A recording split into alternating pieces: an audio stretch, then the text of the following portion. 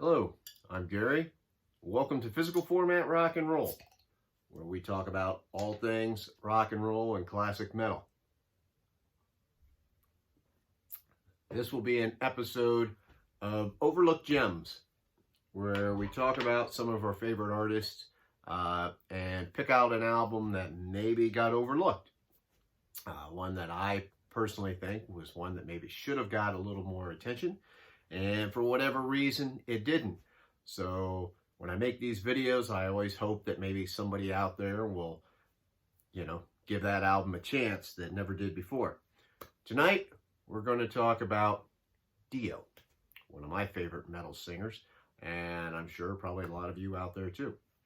The album that I'm going to talk about is from 1994, and it's Strange Highways. Pretty cool looking album cover. I love the title of the album, Strange Highways. I just think that's a super cool title. So the album came out in 1994, which, as most of you remember, that was not the best time for metal.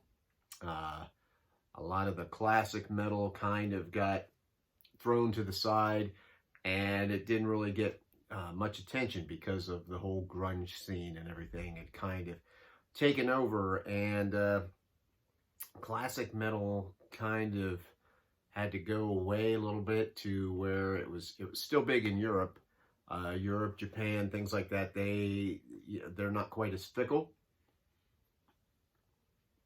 as what the U.S. is, and they still did well over there. But over here, albums that got released by artists such as Dio and Black Sabbath and other artists along those lines, and especially I hate the term, but the hair metal bands that still survived, they got ignored also. And there was some good music that came out, and in my mind, this is one of them. It was produced by Mike Frazier, right? Yes, by Mike Frazier. And this is the lineup that was in there. So it's a pretty good lineup, really. Now, the difference here is it had Tracy G on guitar, and this is the only album that he made with Dio, so it's kind of strange. He's, one of those dive bomber kind of guitar players, but it works. It's a little bit different than some of the other Dio albums, but, and I think as most of us know, Ronnie put out some kind of spotty albums, right? Later on in his career, after he got through with the whole Holy Diver, Last in Line, the Sacred Heart era, Lock Up the Wolves, everything. After that, things kind of, were a little hit and miss, and he put out some albums. They always had some good songs on them, but not necessarily always a strong album. So the lineup here, of course, the legendary late great Ronnie James Dio on vocals. Like I said, Tracy G on guitar. Jeff Pilson from Dokken fame plays bass and keyboards on this album.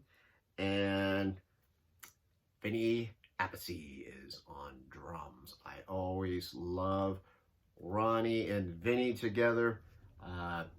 Vinny Appice is a drummer that I really like. I like his style. I think he's a very underrated drummer.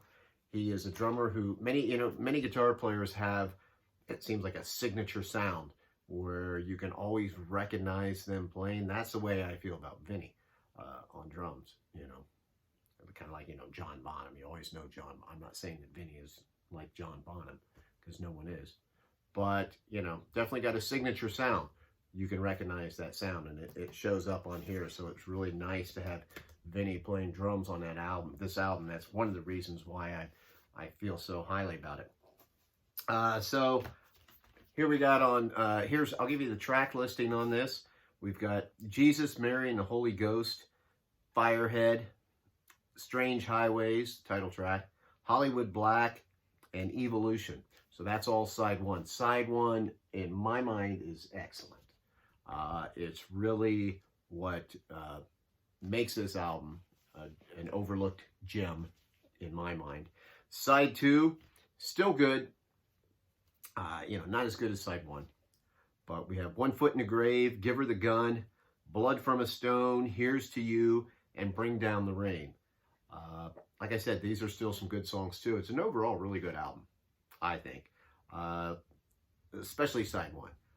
I think some of these songs are just right up there. And Jesus, Mary, and the Holy Ghost is a great song. So is Firehead.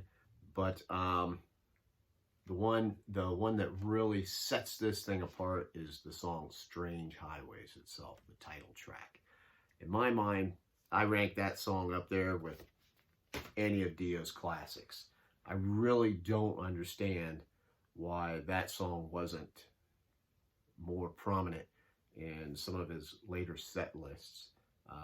It's just an excellent, epic song. It definitely has the Dehumanizer kind of sound from Black Sabbath, when he went back with Black Sabbath at one point there. And they did that Dehumanizer album, which is also an overlooked gem. That might be coming up later. But it has that kind of sound. Strange Highways, to me, is just an epic song that I love. So, from 1994, Ronnie James Dio, the Dio Band, Strange Highways. If you haven't listened to it and you're a fan of some of those earlier Dio albums or Dio's work with Sabbath, I highly recommend getting this album out. Or maybe you've got it. You've got it stashed away there in your old CDs or your cassettes or your records, and you haven't played it for a while. Get it back out, crack open your own beer, and listen to that album. I think you'll find it's an overlooked gem. So, this has been another episode of Physical Format Rock and Roll, and I would really appreciate any comments that anybody would care to leave. And if you'd like to subscribe to this channel, that would be fantastic. And we'll talk again later.